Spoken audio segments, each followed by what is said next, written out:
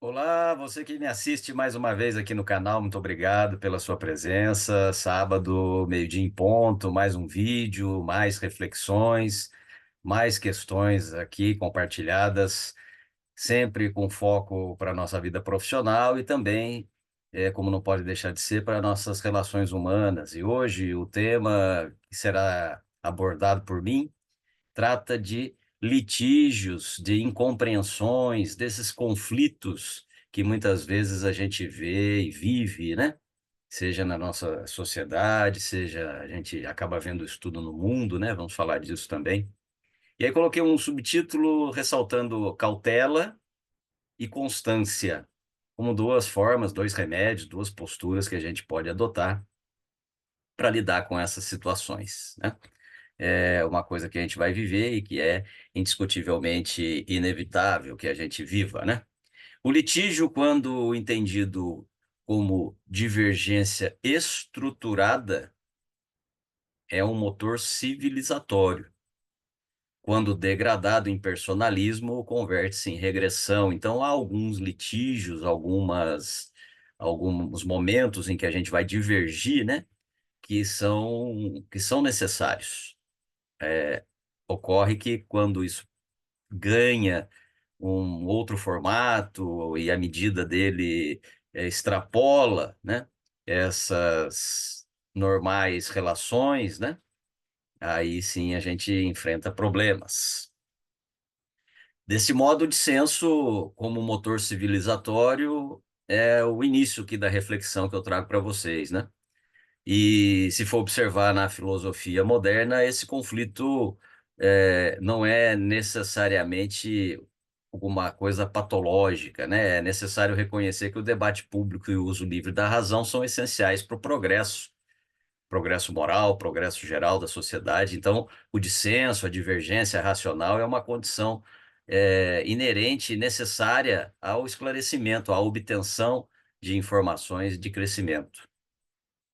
Converge nessa visão o processo dialético como tensão produtiva entre tese e antítese. O conflito estruturante é estruturante do desenvolvimento histórico. A sociologia sustenta que a disputa pode reforçar vínculos sociais ao tornar explícitas divergências latentes. E o problema não é o conflito em si, muitas vezes, mas, como eu disse, a sua forma. Portanto, dissentir, divergir é saudável quando a crítica se dirige às ideias, existe um reconhecimento recíproco da dignidade do interlocutor e há regras implícitas de racionalidade e respeito. Então, isso é importante ter em mente também. Como eu disse, a medida e a forma desse dissenso, dessa divergência. Entretanto, muitas vezes, não chego a dizer que na maioria das vezes, mas muitas vezes nesse diálogo, nessa dialética, né, nessa divergência de argumentos, surge aquele argumento chamado ad hominem. E aqui coloquei como regressão simbólica, porque este argumento ad hominem é nada mais do que um ataque pessoal. Desloca o eixo da razão para a desqualificação do interlocutor. Essa prática revela muitas vezes incapacidade argumentativa, insegurança identitária, né? No caso, a pessoa não tem uma firmeza de quem ela é, não tem uma certeza do que está argumentando, e como não consegue vencer por isso, vai desqualificar quem está conversando com ela. A Arendt analisa essa degradação, e ao analisar essa degradação desse espaço público, né, onde a gente está debatendo, onde a gente está dissentindo, distingue a ação política de mera hostilidade. Quando a esfera pública perde seu caráter de pluralidade responsável, abre-se espaço para a banalização do mal.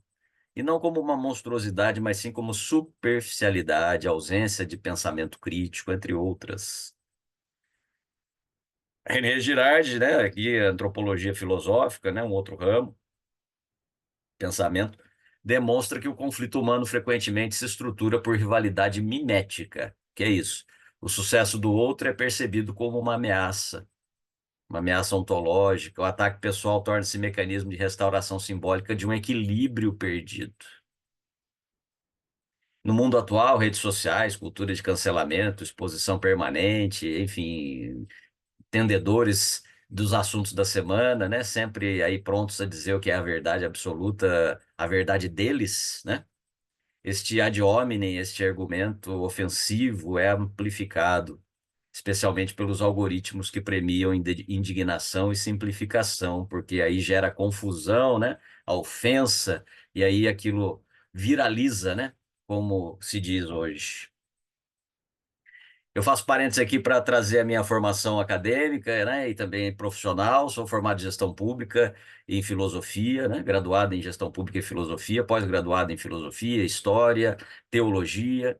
Também sou tutor em EAD. Estou concluindo agora a formação Black Belt no sistema de ferramenta de gestão Seis Sigma. Então, isso aqui é um pouco do que eu sou, as minhas formações e o meu trabalho profissional que me permite falar aqui, ter um tempinho para falar aqui com vocês neste canal do YouTube que criei justamente para divulgar um pouco do meu pensamento no contexto de ideias que eu posso compartilhar, né?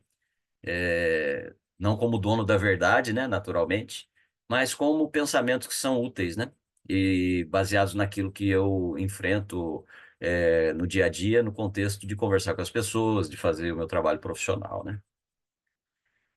Voltando ao tema, o ressentimento, o reconhecimento e modernidade tardia. Nietzsche já identificava o ressentimento como uma força psicológica estruturante de ataques morais disfarçados de justiça.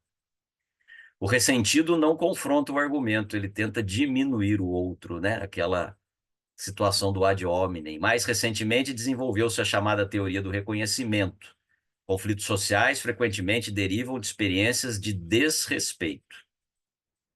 Em ambientes corporativos, a percepção de invisibilidade ou ameaça de status pode gerar campanhas de desmoralização. É o que eu costumo dizer, né? Aquela guerra, entre aspas, interna que as pessoas travam consigo mesmas, né? Seus pensamentos, nas suas angústias, nas suas dúvidas, através das suas falhas, limitações, enfim, acabam se exteriorizando. E aí isso vai desembocar aí em relações sociais, em relações corporativas, em relações internacionais, né? E a gente vê o mundo aí como está. Nessa linha de interesse sobre a radicalização contemporânea, é pertinente lembrar de José Ortega y Gasset, sempre cito aqui o pensamento desse importante filósofo, e especialmente o livro A Rebelião das Massas, né? O homem massa, a imagem que ele criou desse homem que se deixa levar, né? Então ele se sente autorizado a impor sua perspectiva sem disciplina intelectual.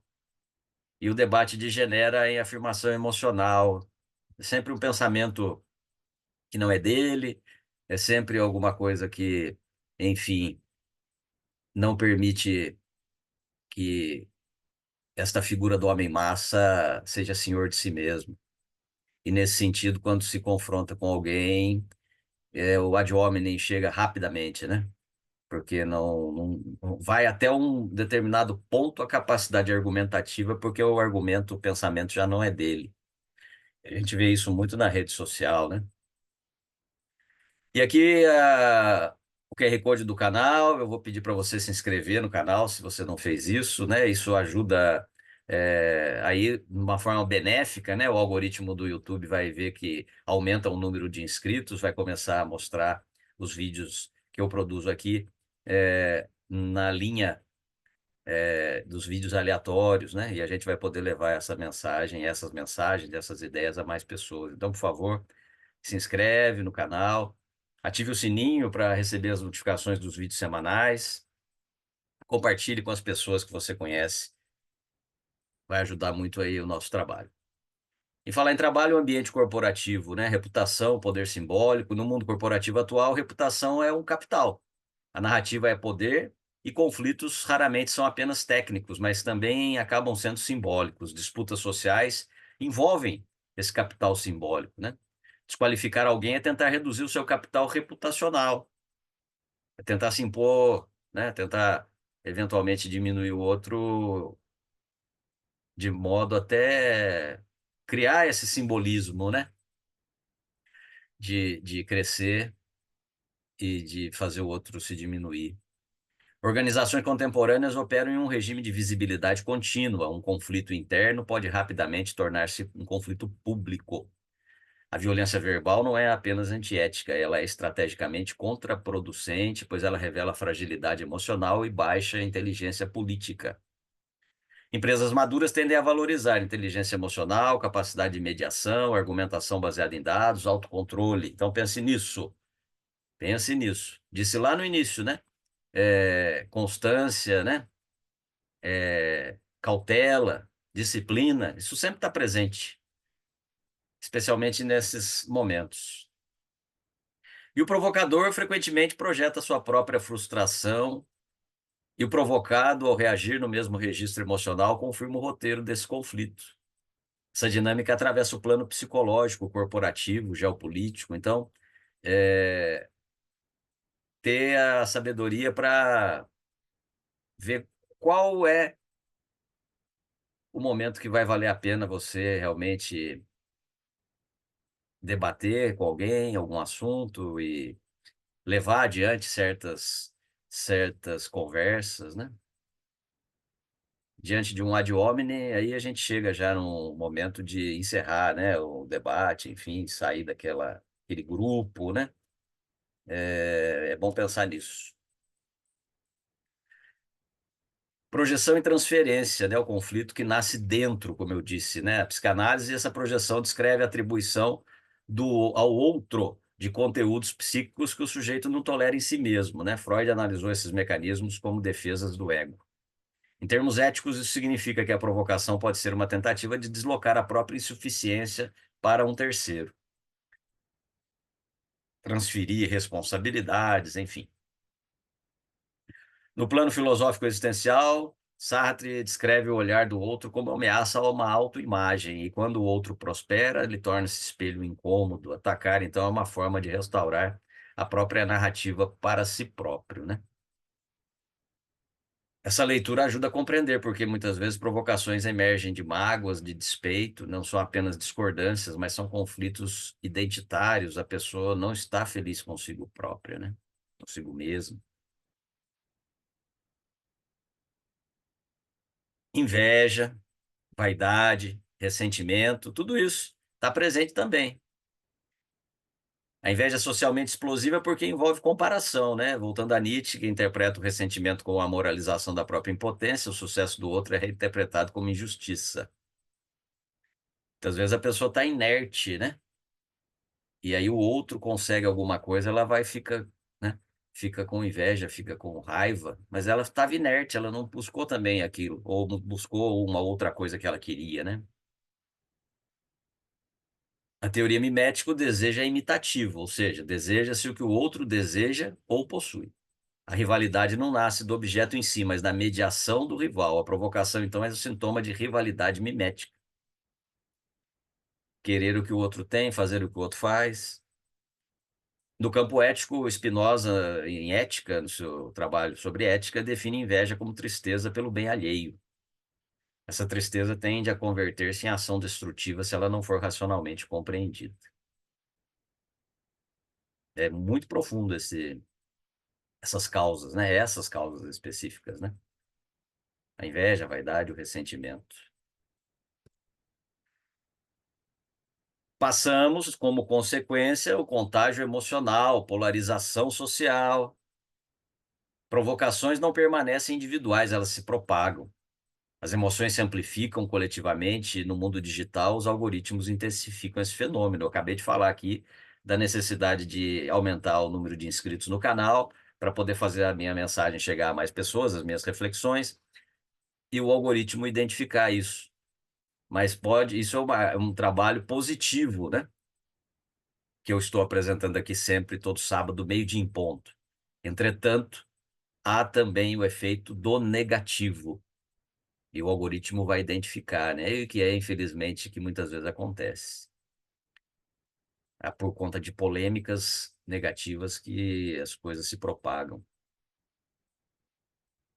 Frustrações privadas podem ser instrumentalizadas politicamente. Pequenas mágoas tornam-se combustíveis ideológicos. Cuidado, esse ano, inclusive, é um ano eleitoral, né? Cuidado.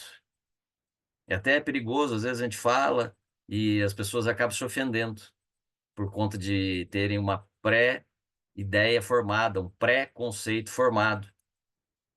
E o ato apenas de fazer um alerta, de fazer uma pontuação sobre alguma coisa, já ofende aquela pessoa que está com um pré-conceito formado. Assim, as guerras pessoais podem escalar para antagonismos sociais quando encontram narrativa coletiva que legitime a hostilidade. E tem muita gente preparada para usar isso aí em benefício próprio, economicamente, politicamente, em vários aspectos. O ambiente corporativo, microguerras e reputação. No mundo corporativo, essas provocações assumem formas como ironias públicas, sabotagem reputacional, campanhas informais de desqualificação, aquela velha fofoca, né? Aquela velha ironia com a pessoa, com alguém, com um colega. Capital simbólico, como foi dito um pouco antes, ele é disputado. Então, atacar o outro é tentar reequilibrar as posições, não por conta do mérito, mas por conta da desqualificação, do ataque, da ironia, da fake news. Nesse cenário, autoconsciência e autorregulação são competências-chave. Aceitar a provocação é perder a governança emocional e no ambiente corporativo pode perder o poder estratégico. Empresas maduras reconhecem que conflitos mal administrados vão reduzir a produtividade, vão fragmentar ou destruir mesmo as equipes, vão corroer a cultura organizacional.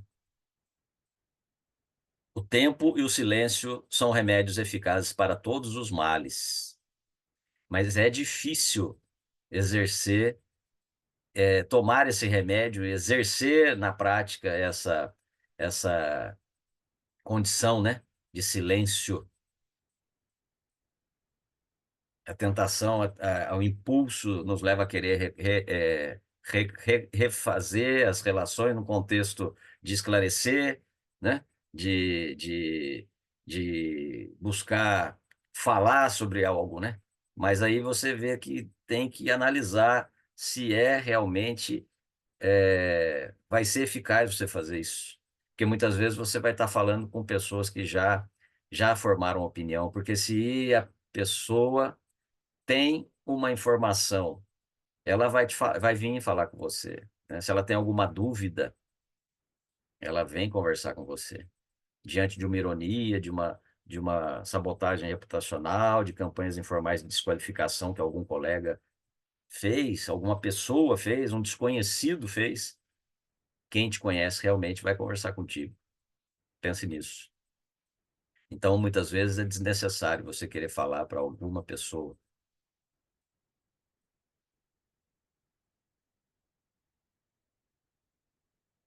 Eu desenvolvo essas reflexões nesse livro, Sempre em Frente, de caminhar em frente, sempre em frente, de enfrentar as situações da vida, destacando o poder da força da ação de cada um no dia a dia, né? 200 páginas, você pode adquirir esse livro por R$ 65, já está incluída aqui a despesa com o correio para enviar para você. Você manda um e-mail para mim, domingosleomonteirop@outlook.com, o P de profissional, né? Você pede para mim um link, eu te mando um link para você comprar com cartão de crédito ou débito, ou você pode fazer o Pix diretamente aí pelo meu e-mail. E aí você me manda o endereço para poder entregar o livro para você, para poder remeter pelo correio, tá bom? Eu faço essas ideias, como eu digo, que eu trago aqui, elas estão presentes nesse livro. E eu falo desses assuntos também, naturalmente, de uma forma diferente das que eu apresento aqui, né? Mas você vai ficar bastante satisfeito se comprar, se ler, se fizer as reflexões que eu proponho lá. Nos aproximando do final, falei do tempo e do silêncio, né? Silêncio e disciplina. Sempre em frente, sempre caminhar em frente, sempre enfrentar as situações, sabendo o momento de ficar em silêncio realmente, que o tempo e o silêncio são remédios para todos os males, sabendo com quem falar, a hora de falar. Isso é um trabalho permanente, um trabalho constante. E aí vem essas questões, né? Silêncio estratégico. Silêncio pode ser prudência, ele evita a amplificação de um conflito, ele pode ser também maturidade, então ele não legitima o ataque sofrido. Ele pode ser estratégia, deixa o agressor expor a sua própria fragilidade. Não se trata de passividade, mas de governança emocional. E a disciplina, né? A disciplina pessoal aproxima-se da ética estoica. Devemos distinguir o que depende de nós do que não depende. Depende de nós, as nossas ações, nosso caráter, nossa postura, nossa conduta. Opiniões alheias não dependem de nós. No contexto corporativo, isso vai nos levar controle da narrativa pessoal, essencial, consistência profissional que neutraliza os ataques de longo prazo e resultados concretos superam difamações episódicas. Como eu disse, ninguém é perfeito, você, eu, todos cometemos erros, enganos, dentro de um contexto, naturalmente, né? Estamos falando aqui de coisas naturais. Então, só a sua atitude no dia a dia vai mostrar que você é, quem você é, como você é. Historicamente, indivíduos e instituições que perseveram com foco superam esses conflitos contingentes. A energia investida na autopromoção ética e no aprimoramento técnico produz autoridade silenciosa. Foco em você. Foco em você. Da antipatia profissional às guerras entre nações, né? Aqueles conflitos internos, aquelas relações corporativas também, às vezes, turbulentas, e as guerras entre as nações, nós estamos vendo aí novamente. Ou sempre estiveram aqui e hoje ganharam mais força, né? A história mostra que humilhações simbólicas podem desencadear conflitos reais. Tucídides, ao narrar a Guerra do Peloponeso em História da Guerra do Peloponeso, identifica honra, medo e interesse como motores das guerras. Depois, séculos depois, né? Carl von Clausewitz, da Guerra, né? O título afirma que a guerra é a continuação da política por outros meios, ou seja, conflitos simbólicos que podem transmutar-se em violência material. E o mecanismo acaba sendo análogo ao do corporativismo, ao que acontece no mundo corporativo, né? Ressentimento, provocação, reação, escalada, ruptura, só que num contexto de nações, de povos, de culturas, né? E isso também vai com incompreensões, enfim, interesses, né? Muitas vezes as pessoas vão desqualificar outras no meio profissional porque querem ocupar o lugar daquela pessoa que está se tá, estar se tentando desqualificar, né? Enfim, vaidade, ganância, né? Isso também está nas guerras nacionais, internacionais, né? Estratégias de desativação, não aceitar o roteiro. Então, não internalizar a projeção. Reconhecer que a provocação pode refletir conflito interno do outro evita a contaminação emocional. Silêncio estratégico. Silêncio pode interromper o ciclo mimético. Sem reação, não vai haver escalada. Reorientação para o propósito. Significado orienta resistência ao sofrimento. Foco em propósito reduz vulnerabilidade a provocações periféricas. Eu disse um pouco antes, foco em você, seu propósito, seus objetivos. Não quer dizer que é para você aceitar tudo. Estou trazendo aqui ideias para justamente tentar ajudar na decisão que é sua de escolher para o que você vai dar atenção, né, em relação a essas questões. E competência como resposta, né? No médio e longo prazo, consistência e excelência tendem a neutralizar ruídos. A provocação prospera na instabilidade. Enfraquece diante da estabilidade emocional e dos resultados concretos. Pense nisso. Tudo ao mesmo tempo agora, então. Vamos fazer uma síntese aqui para buscar a conclusão. No mundo atual, marcado por polarização e hiperconectividade, o dissenso é necessário. É necessário você debater, divergir. O litígio pode ser saudável, nem sempre ele é negativo. O ad hominem é regressivo. Esse sim, passar a desqualificar o interlocutor. Ressentimento é um combustível que vai levar também a esse dissenso, né, essa situação. E a disciplina é o diferencial competitivo. Em termos antropológicos, o ser humano oscila entre cooperação e rivalidade. Em termos sociológicos, conflitos revelam disputas por reconhecimento. E em termos filosóficos, a maturidade consiste em transformar antagonismo em diálogo produtivo. É muito importante também divergir, debater, conversar com quem pensa diferente. Não é adesão ao modo de ser ou de pensar, mas é uma oportunidade de reflexão. No ambiente corporativo e nas relações humanas, a principal característica distintiva talvez seja autodomínio aliado à competência técnica. Não se trata de evitar os conflitos, mas de elevar o nível do conflito. E aí, quando se eleva esse nível de conflito, esse debate, essa dialética, é que vai surgir, pelos incapazes, o argumento ad hominem. Provocações nascem frequentemente de insegurança, de inveja, de ressentimento, de comparação social, já dissemos, né? Aqui é uma síntese. Quando aceitas, elas vão gerar contágio emocional, alimentar polarização, criar microguerras organizacionais, escalar para antagonismos coletivos. A maturidade ética e profissional consiste, então, em distinguir crítica legítima de provocação, não aceitar projeções alheias, preservar capital simbólico por meio de disciplina e transformar conflito em aprendizado. Em última análise, trata-se de autogoverno, uma condição indispensável tanto à harmonia pessoal quanto à estabilidade institucional. Portanto, chegamos aí às fontes de consulta que você pode usar para puxar aí o fio de todas essas ideias que eu apresentei aqui. Eu faço isso também através do meu trabalho profissional, sempre falo dele, tenho aqui esses temas que trabalho na forma de palestras, né, de dinâmicas, e podem ser desenvolvidos como um programa, né? Uma palestra encadeada após a outra, num programa dentro de um ano, num programa em 3 meses, 4 meses de atividade na empresa, enfim. Ou também individualmente. Você pode escolher um tema desse e eu apresento também conforme a necessidade que você tem aí no seu trabalho. Tem um vídeo aqui no meu canal, chama Conheça o Meu Trabalho. Vai lá, assiste, você vai ver. Eu falo pontualmente de cada uma delas, né, de cada um desses temas, porque cada um deles tem um foco, sempre na pessoa e em algum atributo, alguma necessidade, alguma situação que se precisa ver, né? Enfrentar, como eu disse, sempre em frente, sempre caminhar em frente, sempre seguir em frente.